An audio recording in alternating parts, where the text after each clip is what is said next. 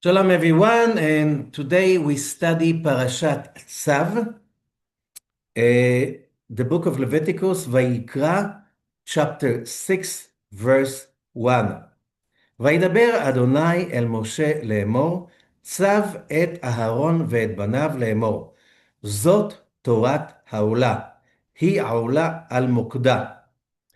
And God speaks to Moses saying, Tsav, the word is Tsav, Tsav, order, command. Aaron and his sons, saying, "This is these are the rules of the ascendance Olah offering, which is the Olah over the fire, the eternal fire that burns all night till the morning." We have the same expression repeating itself, and one of them is really known as a very powerful meditation. You can find it in chapter 6, verse 6. אש תמיד תוקד על המזבח, לא תכבה. Eternal fire will burn over the altar, should not be put off. It is recommended by the Arizal that every morning, after the morning blessings, you say this verse 7 times, and you concentrate over your eternal fire. Eternal fire will be over the altar, not to put off. Okay, so we have over here two issues, because again, like in Parashat Vayikra, like most of the book of Leviticus, if we read the Parashat Tsav, boring. It's like, all kinds of rituals the Kohanim were to do in the temple, and the question, or in the Mishkan, and the question is, what's in it for me? I'm not a Kohen. I'm not going to be a Kohen. And right now, there's no Bet Mikdash, so even if I'm a Kohen, it's not relevant. So it's very hard because, when we listen to something, we study something, there's a first issue, which is, what's in it for me? How does that help me going through the day, achieving my goals, and basically making my life better? So what is the answer? The answer is very simple. First of all, the word that is being used, the name of the parasha, tsav, order, command. Now, we know that this word is very foreign to the idea of, the idea of the Torah. Why? Because even when we say, and we spoke about it many, many times, we speak about the 10 commandments. And I repeat again and again, like whoever understands Hebrew, that there's no place anywhere that says commandments. The word is eser dibrot, 10 sayings, 10 utterances, not commandments. Who got the word commandment in it? And who got the word commandment over here? And so why the word commandment is foreign to us? Because if we understand the concept explained already in Genesis chapter 1, where it says that Adam was created, Adam, which means humanity, our souls, we were created in the image of God. And that means, one of the reasons you have to study Kabbalah if you really want to understand what we are talking about, if you really want to understand what does it mean to connect to God, to connect to the Creator. What does it mean to follow the Torah? What does it mean without Kabbalah? It can get corrupted very, very easily to the way that everybody, most people believe that we are talking about 10 commandments. And most people, you know what? So we speak about the Aseret HaDibot. What about mitzvot? The word mitzvah is being perceived by most Hebrew speakers also as a commandment. And why is it foreign to us? I'll explain again and again till we get it. It's like because we were created in the image of God. And the moment it is said that we were created in his image, that means that when the Creator instilled his light in the vessels of his creation, which is basically the, the force that is making our souls. And what's a human soul? Desire. Desire to receive God's, or a vessel to receive God's bliss. There's only one purpose for the creation.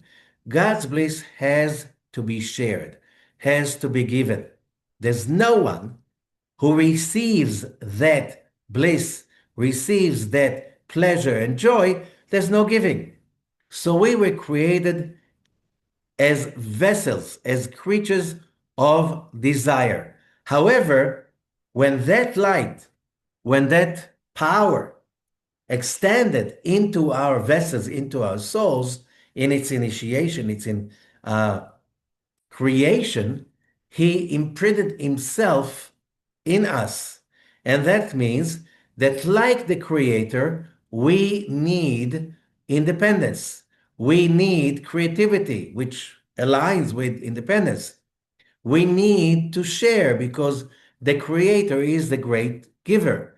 So we need to share. And therefore, a human being can never achieve his or her calling unless you are independent. And that's why the coming holiday, Passover, Pesach, is called also in Hebrew Chag HaCherut, the holiday of freedom.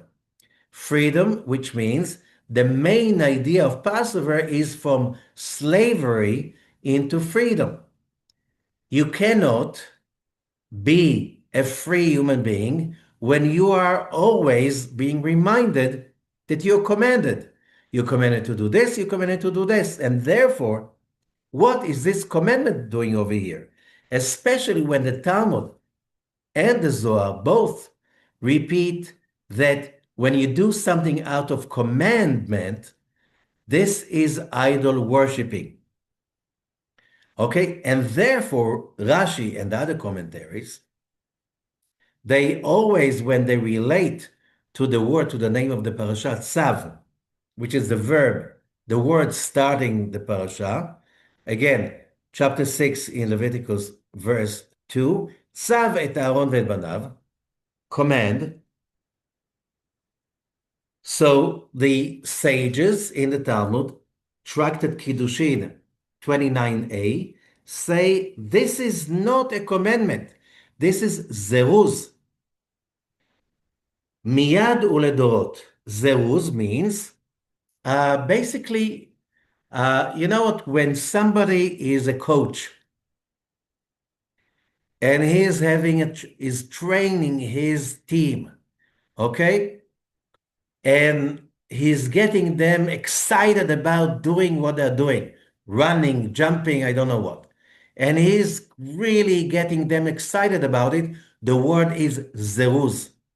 So here, that's why the commentators are immediately saying, no, tsav is not about commandment. It's about getting you excited about doing something. Okay? Don't read it wrong because the mitzvot are not commandments. This is what the Talmud and the Zohar are saying, which means it could be easily, it can really easily happen that two people are doing exactly the same thing. One is doing it because he has to, because he's commanded, because he must. And anytime we do things because we have to, it's always against our nature, which means we have again over here, if you realize what I'm saying, we bring up again the story of the Amalek. The Amalek, which is a klipa, a negative energy that can manifest itself through people in our lives, but mostly through our own thoughts and feelings. What is Amalek? Amalek asher karcha baderech. Karcha, the most common interpretations is that applying to our own inner thinking.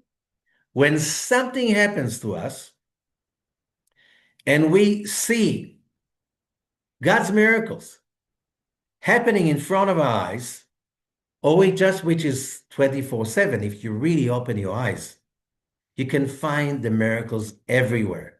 You don't need to see like the manna coming from heaven. You don't need to see the sea splitting just to see the miracles. The miracles are everywhere.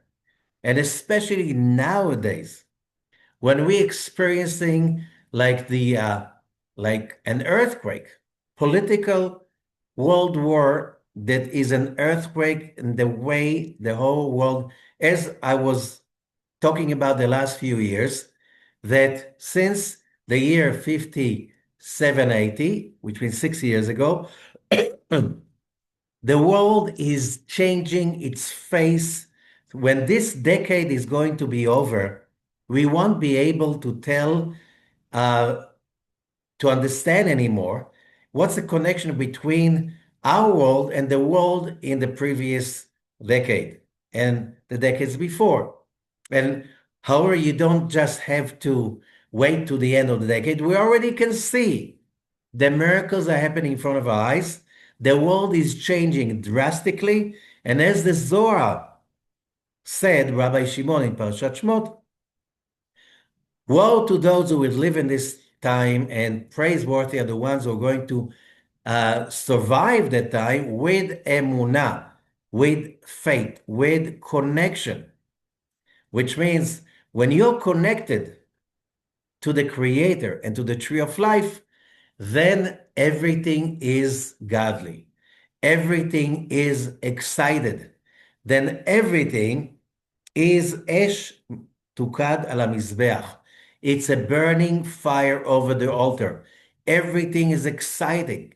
Every mitzvah, whatever you do, whatever you study, whatever the way you see the world around you, you see miracles beyond.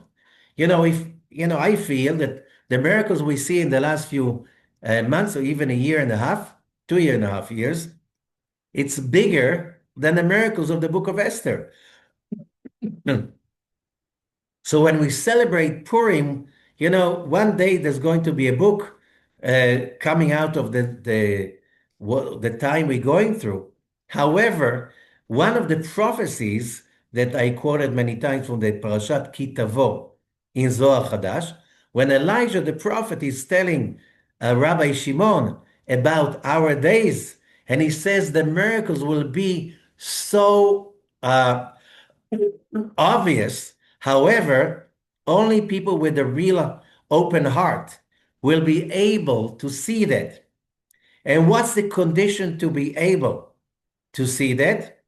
It's the alignment, as I explained many times.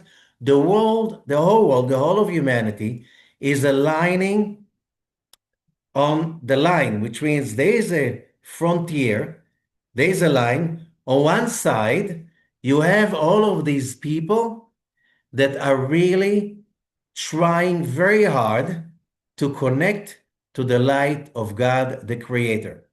How do we see them? They have that thing of Esh HaMizbeach Tukad Bo.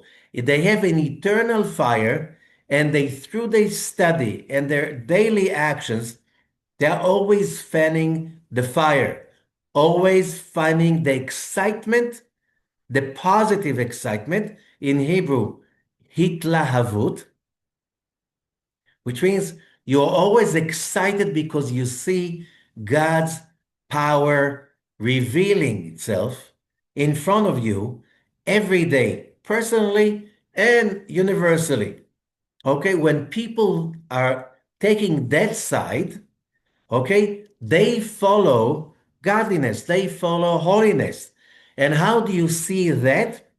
Whatever happens to them, okay, personally or generally to their society, they get excited, they get closer to God, they do more charity and acts of good uh, will towards others.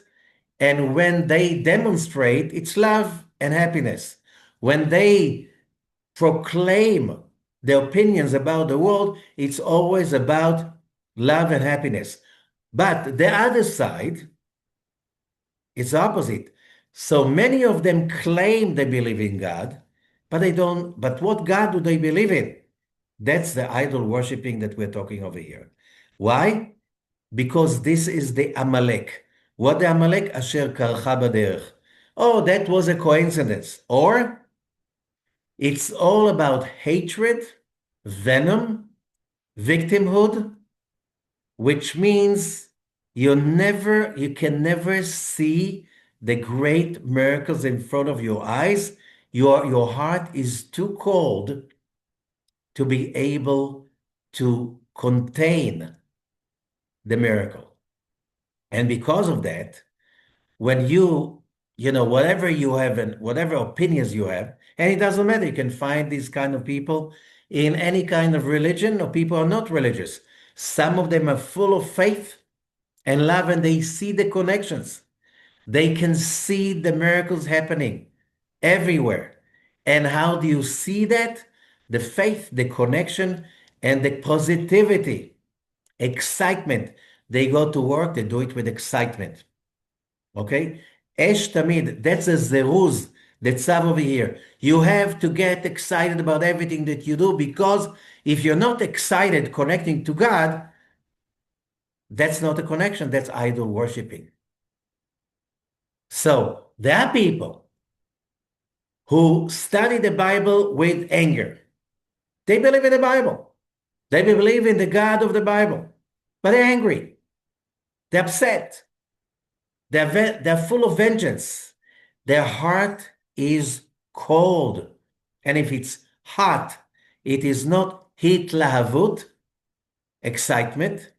It is hidalkut, which means uh, inflammation. What's the difference? Hitlahavut, we know that positive fire, a fire of excitement, of love and positivity, it heals. It puts off the dark fire. That's what the Zohar is saying. Let's read and see how the Zohar explains that to us. So when you see people today, of course, we can't say that I'm only on the good side and that person is only on the dark side of Amalek. No, we all have evil inclination. We all have bits and pieces of Amalek. The question is the portions. The question is how many minutes or hours a day Amalek is in control. And how do you know Amalek is in control? We don't get excited. We just get by. It doesn't matter if it's the mitzvah that we do, it's a study that we study, it is the work that we make to make a living, the way we treat our family and friends. It could be idol worshiping. I have to do it. What can I say? Tsav, in this case, avodah zarah. That's my duty. So I do it. I do it because I have to. What can I do? Okay, I'm afraid of God. He's going to punish me. I don't want to go to purgatory or to hell. So I have to do it. Yeah, God said I have to do it. When you do it out of command, you are a slave. And if you are a slave, you are the person, the Haggadah, the Passover Haggadah calls Rasha, evil, because only Reshaim, only evil people are slaves to their bitterness, to their unexcited mode, to their attitude that, you see somebody happy and excited, you're immediately trying to put it off like it is a dangerous fire that is going to set the whole world on fire and everybody's going to be burned. No, and that's why the Amalek, one of the symptoms of that klipa, that negative power that is called Amalek, is karcha baderech, kerarcha baderech. When, that's like, how do you call it? Party poopers. Those people that when you're very excited about life, it's like, why are you so excited? Why you don't see the world? It's horrible. How dare you be excited? How dare you be in love with humans, with life, with God, with study of spirituality, with how dare you be excited about life? It's like they're being angered that you're happy. Those people are on the negative side. Okay, this is the war, and humanity is getting farther and farther forwards. And you can see it splits families, communities. And you have to be very careful because that kind of war is really, how should I say, uh, it determines life or death. Because what kills a person? Something external? No. The negativity of the Amalek from within. When every positivity, when every hopefulness, excitement is put off because life is dark, what can I do? Yeah, I'm religious and I have to do it because God commanded me. It's commandments. How do you fulfill commandments? You're being forced. Okay, we're being forced. Okay, in Hebrew, the word is even worse. It's inus, which has another meaning, rape. You're mentally being raped when you are being forced to do acts of religion because you have to, and you're not supposed to fight it, argue with it, or understand it. This is why the major tool, the major weapon to fight that negativity is the study of Kabbalah, the study of the Zohar. Because otherwise, how would you know? Because how many schools, how many people I meet that they studied in their yeshiva or their Hebrew school, whatever. You have to, you must. You shut up. You're not supposed to enjoy it. You're not a righteous person. You're not a very high level. So you have to do it. And that's Amalek. So let's see how the Zohar deals with that idea. And it deals with that in certain levels. Rabbi Elazar, I'm reading the Zohar of Parashat Tsav in Perush Sulam of Rabbi Ashlag, verse 11. Rabbi Elazar Shail Rabbi Shimon Avoy. Rabbi Elazar asked his father, Rabbi Shimon, ואמר, הכישורה דחולה התקשר בקודש הקודשים להתנערה. הידבקותה דראבה דכהני לבאי וישראל לעילה. עד היכן יהיו סלקה. So, Rabbi Elazar is asking his father, Rabbi Shimon, and he says, we know that the connection of whatever we're talking about in about the temple, about the Mishkan, about the tabernacle, whatever you call it, all of that work of offerings, known by mistake as sacrifices, but we spoke about it last week, all of that is about kesher. Kesher means in Hebrew, connection. Everything is about connecting everything and everyone, Bekodesh HaKodashim, to the Holy of Holies. What for? Leha'ir, to illuminate, to shine.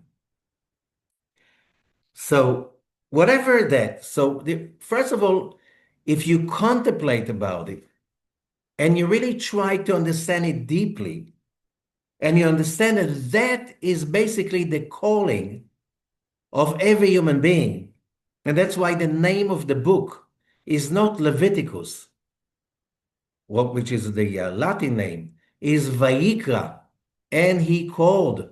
It's about calling. As I said last week, Genesis, the book of Genesis is in the beginning of the year, so we can upgrade our apps. We can upgrade our Chesed, our Gevura, our Tiferet, the Sefirot, the Midot, the values, the attributes, and our connection to the tree of life. Then comes the book of Exodus, which is about from slavery to freedom, and also the creativity, the creation of independent person in independent structure of society. Okay? And that's the story of the Exodus. Okay, and then comes Leviticus. Okay, you have an independent spiritual society. Where are we going to? Leviticus is Vaikra. You listen to the calling and you know what to do. You know what to do. You would know when you're connected. But when you're disturbed and you're so full of doubts and rage and upset and fears and phobias, there's no way you know where you're going to because you're basically a victim. How can you fulfill your calling? So, if you understand that your calling is about illumination of the light of God, and that's why you wake up every morning, and your job is how do I become a vehicle to illuminate God's light, God's infinite light, wherever I go. I'm a lantern, I'm a flashlight. Wherever I go, is it job, relationship, whatever, I'm here as a mission. I'm here to shine God's light. That's my purpose. That's my mission. That's my calling, Vaikra. So that's why most of the book is about the Mishkan. It's about the portable temple the Israelites had in the desert because, yeah, we don't have the Mishkan today. Even if we have Mashiach coming right now, we're not going to build the Mishkan. We're going to build the Mikdash according to the plans in the book of Ezekiel, which is so many times bigger and different in size than the Mishkan described over here. But the concept is about taking wood, silver, gold, human beings, and make all of it a vehicle to bring in the light of God into this physical reality. This is the calling of humanity. Now, that's why Rabbi Elazar is asking Rabbi Shimon, his father. Okay, so everything is about, whatever I read, it's all about connecting to the Holy of Holies to shine. Why the Holy of Holies? Because this is where the heavens kiss the earth. This is where the light, the line that comes after the Tzimtzum to this physical reality is shining, so the divine infinite light can infiltrate into every aspect of our physical life, which means there's nothing that is just physical. As whoever studies quantum physics, what is physical? Whatever we think is physical is basically energies, right? That's physics, that's modern physics. So what is physical? Our feeling, oh, if I can touch it, if I can feel it, that's physical. Can you touch the atoms? Can you touch the probabilities of the electrons in the physical object that you are touching? It's all probabilities. You don't understand what I'm saying? Read a little bit about quantum physics and the structure of physical matter. It's all energies. So what Rabbi Elazar is saying, it's all about illumination. Yes, I understand. However, הדבקות, the attachment של רצון הכהנים והלוויים וישראל, the attachment, and the word is the gluing, the connection, okay, the affinity of the will of the Kohanim, the Levites, and the Israelites, which means What Rabbi Elazar is saying, no, we're not talking just about the Levites. We're not just talking about the Kohanim, which is this parasha about. We're talking about right now what's in it for us, everybody, not just the Kohanim, not just the Levim, not just the Israelites, everyone. How far our excitement about connecting to the Creator can ascend? How high can that go upwards? So here's the answer. Verse 12. Haremanu, so Rabbi Shimon answers, we already explained that their dvekut, their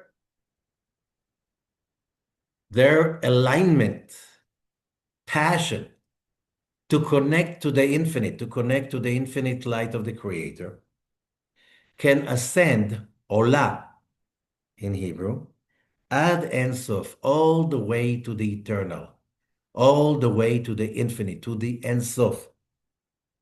כי כל קשר וייחוד ושלמות, because every connection, every unification, every completion, הוא לגנוז בצניעות ההיא שאינה מושגת ולא נודע. It is all hidden, treasured, in a way that is beyond perception and beyond knowledge. Which means basically, how can you talk about the infinite? Words are about definitions. What is definition is exactly the opposite than the infinite. Define infinite, not definable, right? So, although we are creatures of limitation, although we live in a universe, in a world, in a physical dimension that everything is basically finite. Everything is finite by very clear boundaries. That's where it starts. However, when we start the process of offerings, the process of elevation, of ascendance through the prayers, the study, the mitzvot, it's all about ascension, which means how far Rabbi Elazar is asking, how far can you go? We can go all the way to the infinite. However, in order to reach the infinite, we have to let go on the way the need and the desire to define. And that's a very, very important stage in the spiritual growth, which means it's not that hard.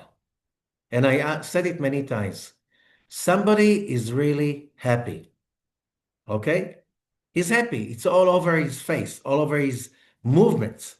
A psychologist is passing by. He stops the happy person. Stop for a moment. Can you define your happiness? Can you explain exactly your happiness? The happy person looks at the scientist with kind of astonishment, like, I don't need to. I don't have to. And you know what? I don't want to, and I don't know how to. Okay? A psychologist is finding somebody who's really, really deeply in love. Can you define your love? I don't need to. I don't want to. And I don't know if I can. Okay? So what we are talking about, basically the journey for every human being to find his or her calling is about the infinite. Because how do you know you got there? You don't need to explain it. You don't need to define it. You don't need to describe it. Oh yeah, you need to share it. But again, can you explain it to me? It's like killing it. The only way you can somehow capture it is through art, singing. Some people sing, some people bake, some people paint, some people whatever, That's why art is also something that is beyond definition. So let's continue with the magical words of the Zohar. So when you reach that place of real connecting to the Creator, it is with excitement, it is with love, it is with passion, and it is without the need to define and to explain. אשר רצון כל הרצונות בו. This is where the will of all wills is there. And here's a playing of games. From our point of view, ratzon means the desire to receive. God created us as creatures of desire. However, our desire is exactly the other side of God's sharing. So the word ratzon in Hebrew has two sides. From God's point of view, it is ritzui, appeasement.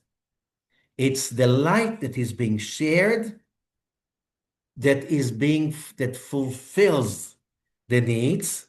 That's from the Creator's point of view, ratzon. From the creation point of view, ratzon is how much and what is that I want. But the moment I really connect, not to the vessel, but the fulfillment, and make sure when we are hungry, when we feel the dryness and the emptiness and the ache of the emptiness, we are trying, because we have no other way, we're trying to define and to define what is it, how is it, when is it, okay, how big it is. What we try to define because that's the only thing we can hold on to, because we have only the senses, the limited senses to deal with, and the limited logic to deal with. But the moment we are fulfilled with the light of the Creator, all boundaries are being erased. And then we don't need the boundaries. Mine is yours. In that case, I share my happiness, my love, whatever I have, and I can share with somebody else. I do that because you cannot share what you don't have, which means when you're full of emptiness, and that results in trying to define everything in order to have some sense of security. At least I know what I am, because you have to answer your brain. But when you're satiated with the eternal light, it's infinite. And then you don't need to explain, you don't need to define, you don't need to understand. You're just happy. You're just full of light. You're just enlightened. And that is the calling of every human being. How do you do that? When you reach there, it's the infinite, Ein Sof. Eino med livadav. This is not going to be known by anyone, because how can you know about the infinite? It's an oxymoron. And it's velo le'asot sof. That's not going to become finite. The eternal stays the eternal.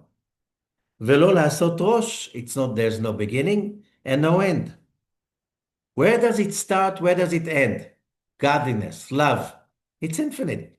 It has no boundaries. Love has no boundaries, true love. Either love among human beings, even love, and especially the eternal love, divine love. And it's not, okay, so mihu rosh. So who's the head? Zoi nekuda elyon. This is the other point, the higher, upper point, which is the head of everything. But it's also satum. Satum means N- It's nothing that could be understood. העומדת תוך המחשבה. It's very hard because it's very, you know, beyond logic. How do you explain beyond logic? But if you can remember those moments of joy and love that you don't feel boundaries, that you don't feel like anyone can limit you, that the sky is not even the limit, that you feel one with the Creator and His love, and then you cannot see the difference between people, animals, everything is part of His creation. When you are there, the point that starts that where all of that great pleasure and happiness and joy sprouts from, that original thought, this is the head of everything, because that's where it's starting from. The moment you reach that place of real ascendance and joy without the need to ask questions, this is, you touch something, you touch the divine, okay? And that's the beginning of all of it. That's the seed of all of it. And that is standing inside or behind the thought. The thought is the level that you can already understand, but this is beyond the thought. This is what generates the thought. That's the goodwill that generates the thoughts that are thoughts of happiness and completion. And that is called chokhmah. שהיא חוכמה נקראת ראשית. This is the level of חוכמה that is called ראשית, beginning, בראשית, in the beginning. והחוכמה נצלה מן הכתר שנקרא עין. And where is the חוכמה? Where the חוכמה can be emanated from כתר. כתר is the עין, the none. Okay? Very hard to translate that. Why is it the עין? Because you cannot, it's a real thing, but it doesn't have boundaries. It is where all the power is coming from, but it doesn't have any limitation. בסוד הכתוב, as it says in the book of Job 28, והחוכמה מאין תימצא.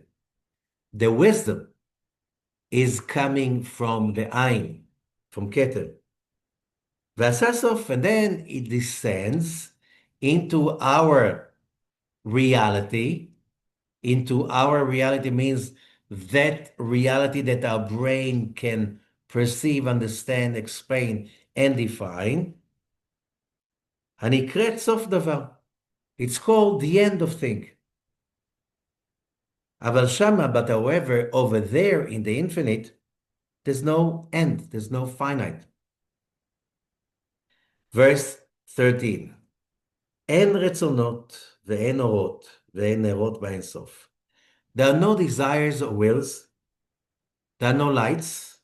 There are no candles in the Ein Sof. Why? Because that's where it starts. The moment I give it names like wills, desires, lights, candles, it's already definitions. The Ein Sof has no definitions. It's where it's all coming from. It's that point that everything turns around it. Does the point move? No. כל אלו האורות והנרות, all of these lights, all of these shining emanations, they are already in Atzilut, in the emanated reality. תלויים, they are all connected, dependent, emanate from, live on the infinite, because that's the source of their life. It's like, we'll take a physical example like the solar system. There's a lot of movement in the solar system, but the sun is not moving relatively to the others. All the bodies, the heavenly bodies, like the planets and the asteroids or whatever, and the all other things that just run around the sun is not moving. relatively to them. They move relatively to the sun. Okay, so the sun is the axis. That's the middle point that's holding everything, although it doesn't move. But can you imagine the solar system without the sun? It's not the solar system. Okay, the same thing, if we want to understand, it's like everything is hanging on the infinite, the Ein Sof. Everything is being fed by the infinite. However, there's no movement over there. Like the sun. The sun is a source, gravity, of the movement of everything. The sun through its shining light is a source of energy of everything. Most of the what's going on in the solar system, but the sun is not moving. Everything else is moving. There's no change in the sun. So therefore, the same is, if we want to compare it to the infinite, everything is being fed from the infinite. Everything revolves around the infinite. Everything is connected to the infinite, but it doesn't have any movement. You cannot understand that.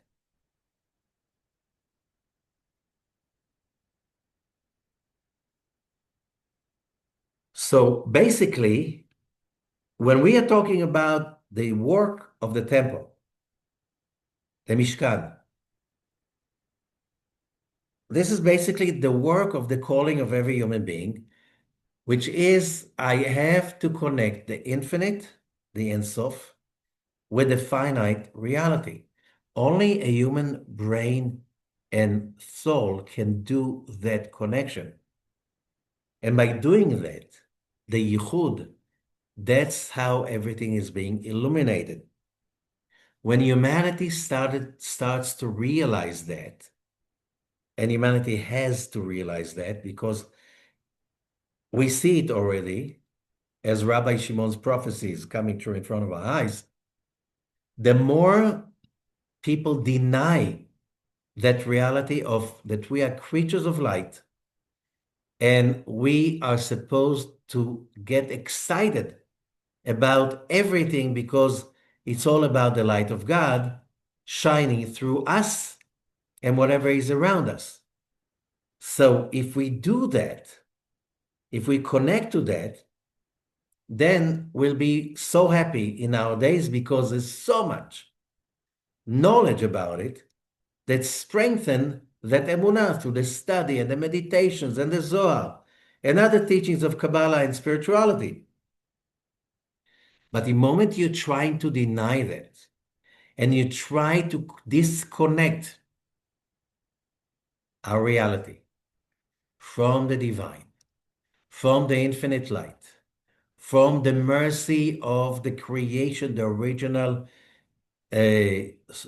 intention of the creation, and you try to say you have to follow nature, you have to follow the cruel God that we believe in, that asks you to be obedient without asking questions, just to basically do whatever you're being asked for, and you're not supposed to enjoy this world. Only if you really be in total submission and obedience in this world, when you die, you'll reach heaven in which over there you can enjoy. This is a lie. This is idol worshiping.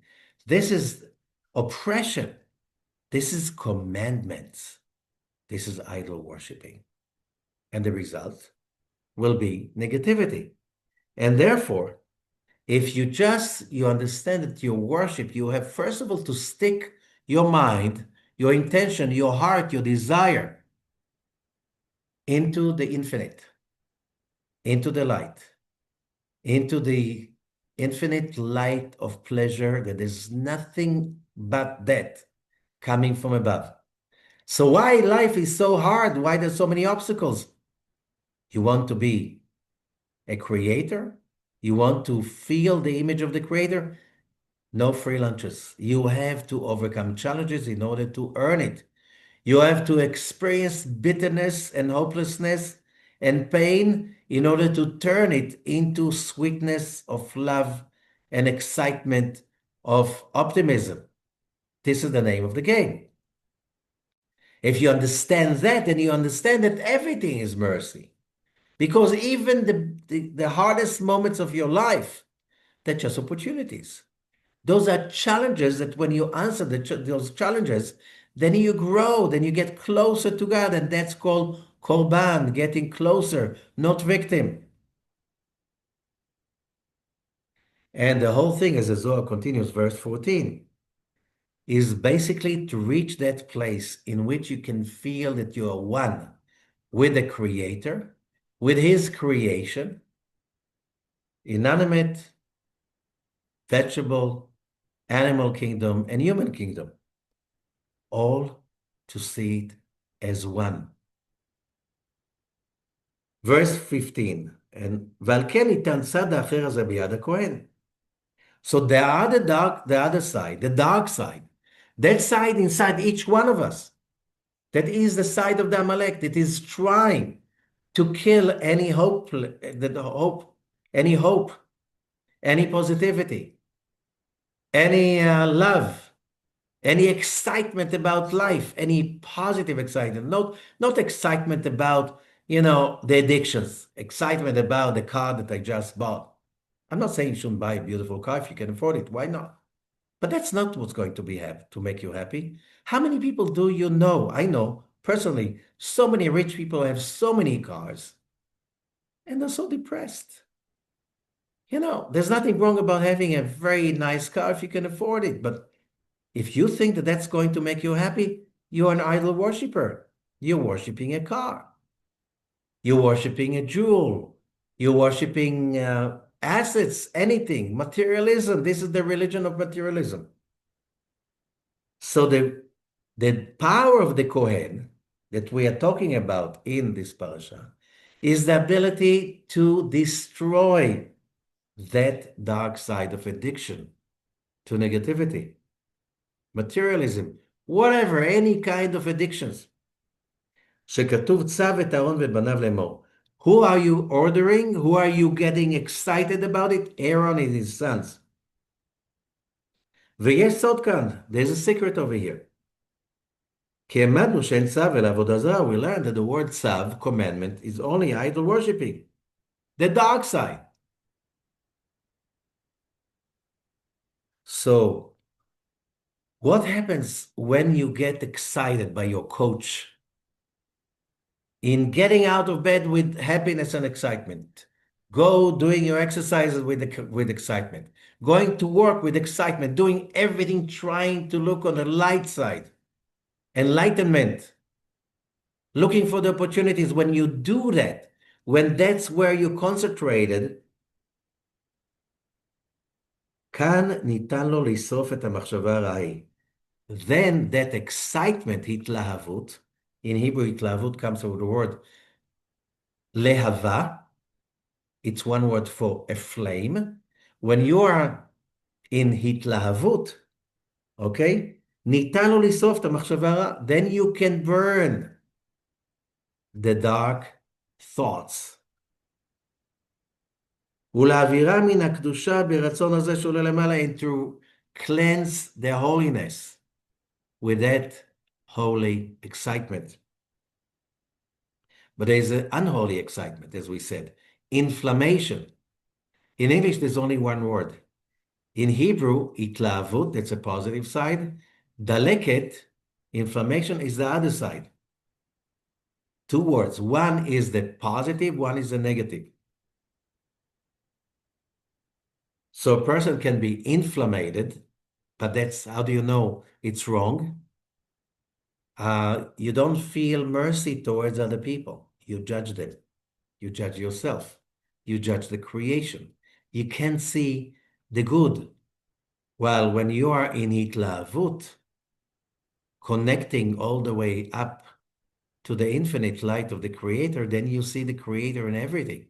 Everything here becomes an opportunity. Everything, even if you can see that, truthfully with all your body and soul that whatever happens, it's for good. I don't see it, but I know it's going to turn out for good. So when we do that, We remove the negativity, the darkness, the klipot, the blockages from the holiness. And that's the story of Parashat Tsav, the work of the Kohanim. And then you control the dark side. You're a human being. As long as we live in a physical body, we have evil inclination. We have dark thoughts. We cannot run away from that. The question is, do we control it? Do we subjugate it? Do we erase it with light, with excitement, with positive excitement?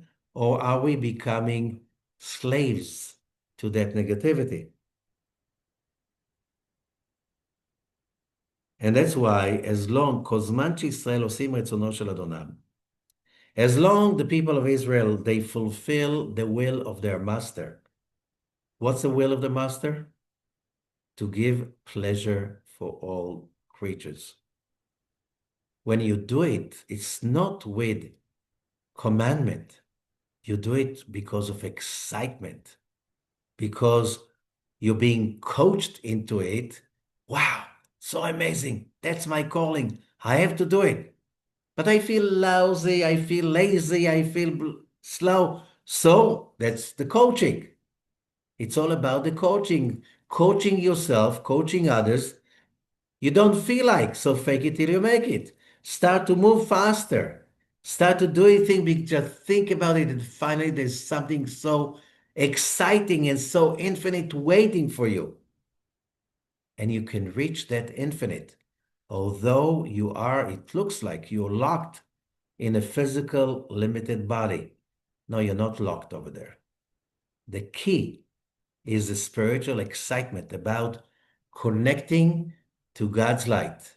You need for that imagination, the study of the Zohar, and all of these meditations that, as we learned so many times, modern science is showing the more you meditate daily about that, your brain is starting to be rewired and you start to be able to quiet down the noise of Amalek, the fear, the upset, being pessimistic, being negative, being always putting off the fire of holiness.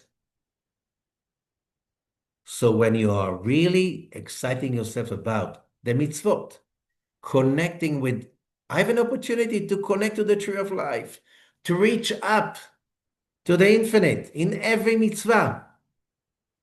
I'm imagining it. I'm meditating upon it.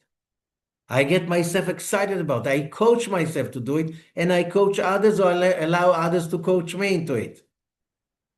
Then the darkness cannot control me. Basically, this is the concept. And since it's always usually being read before Passover, which before Passover, that's basically the job, to remove the chametz. What is chametz? Sour. In Hebrew, basically, it's seor. Seor, the biblical word is seor. Okay, sour in English. You see the word sour comes from the biblical seor. That is basically what the sourdough that makes you ferment. Ferment what? The negativity.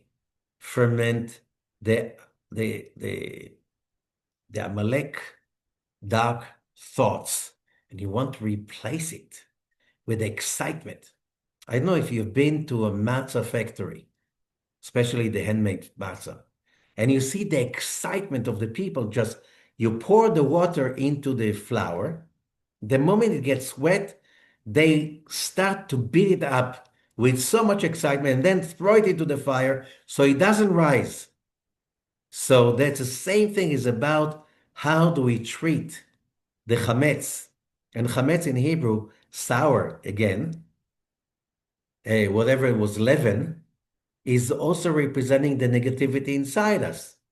So when we clean it, we have to clean the inside. So when we come to Passover, we can receive the light of freedom without any interruptions. So it's the two sides. of basically what's the spiritual work of a human being is about and what's our calling. Thank you so much. And don't forget to be excited about everything, about the little things, about the study, about every time you have the right to connect to the tree of life. And then you'll go through this war with so much excitement, with so much victories, and you see only good. But if you allow the evil inclination, the Amalek, the cold-heartedness, they always trying to be bitter, and so on, you allow that. The chametz, in Hebrew, chametz means also to miss. Leachmitz means to get it leavened, but it means also to miss. You're missing the train. The train of the Geulah, of the redemption, is passing by. And we're all getting on that train. But if you keep holding on to complaining, being a victim, and so on, you are chametz, you miss the train. You miss that great opportunity to participate in the large movement of humanity towards a better future. Thank you so much. All the best to all.